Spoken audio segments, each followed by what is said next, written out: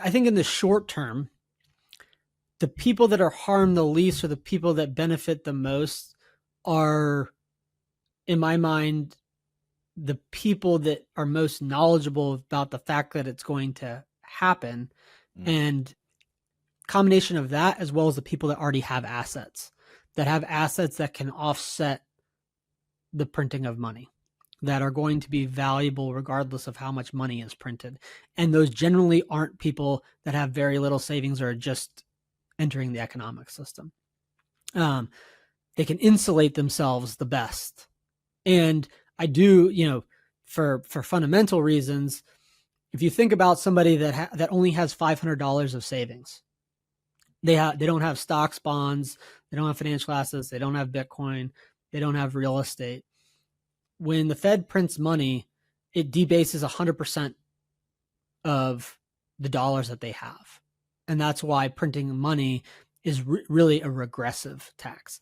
Also, if the Fed is targeting asset prices to say to increase the price of real estate or to prevent a real estate collapse, it's functionally making those assets more artificially more expensive. So if you're just entering the economic system, it becomes harder to save to be able to say buy a house, which is functionally what happens. So, for fundamental reasons, and this can be observed, the printing of money has exacerbated wealth gaps. Um, it disadvantages people that have very little savings. I don't want to say advantages people who have a lot of savings, but it does benefit them in the short term. mm, I'm careful about how I frame that because I don't think it's really to anybody's I don't think it's true or to anybody's benefit to say the Fed does this to disadvantage the poor and advantage the uber wealthy, even if that might be the short term effect. The long term effect, the more important thing is that it causes the money to break down. And that harms everybody, rich and poor alike.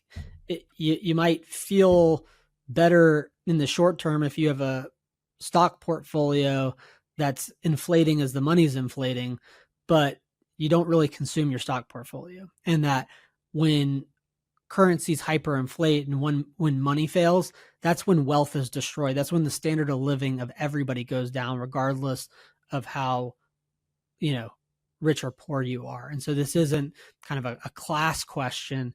It's really a question of, hey, money serves a purpose in an economic system to coordinate trade.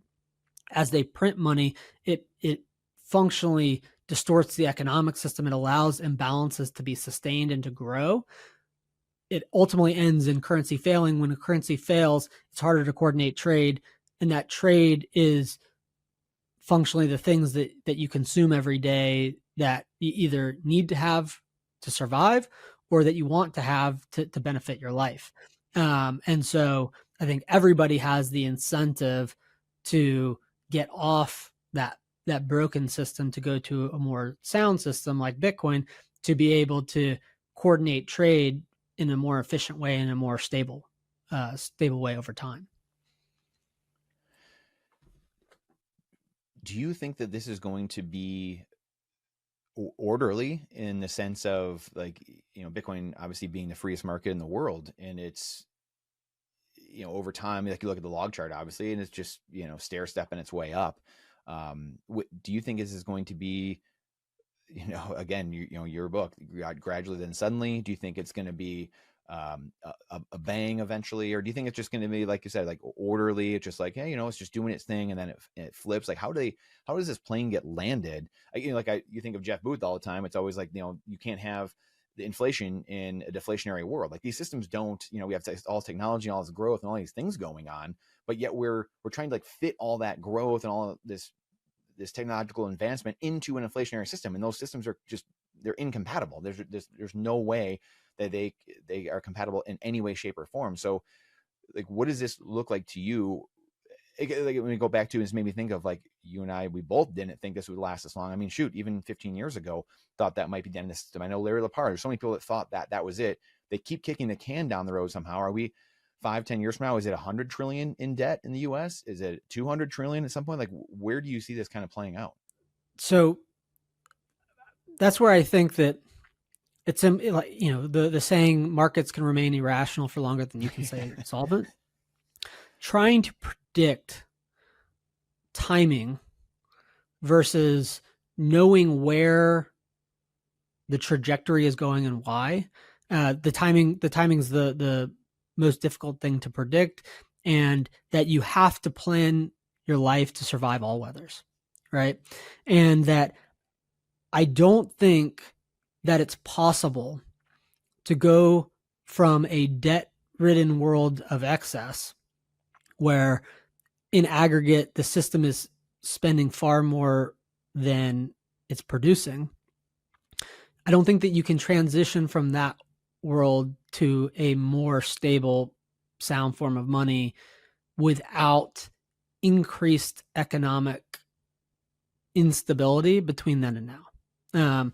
I think it's important to reinforce that the reason why the Fed is going to have to print trillions more in money, why the European Central Bank is going to have to print trillions more euros, why the Japanese Central Bank is going to have to print trillions more yen, has nothing to do with Bitcoin.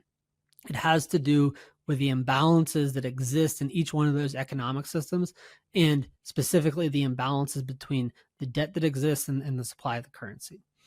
So it has nothing to do with Bitcoin. But the solution to that problem, if the central bank in the local economy in which you are, say for me, the Fed here in the United States, is going to print money and I'm saving in dollars, I have an incentive to save in a form of money that they can't print, to save in Bitcoin.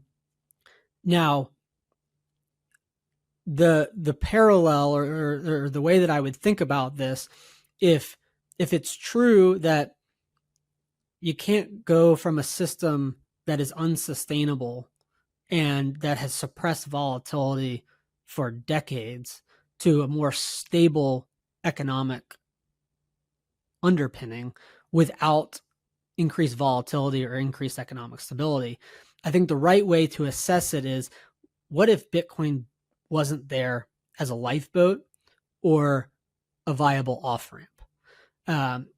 A parallel that I would draw would be to when the Venezuelan bolivar hyperinflated.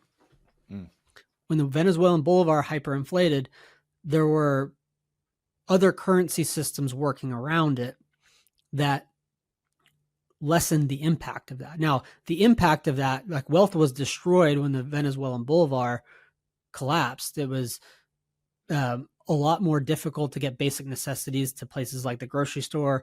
It was difficult to produce power, to get power to grocery stores or hospitals to be able to deliver and fulfill very basic necessities to their local economy. But the US dollar was working, the euro was working, the yen and the yuan were working, and people could still coordinate economic activity because there were other currencies to fall back to. That's the way that I view these more developed currencies being at risk, and if they continue to print them, they will have the same fate. If you like that clip, then you definitely got to check out this next spicy clip. I think you're really going to like it. Come on, check it out. But if you want the full version, the full interview, then check that out over here.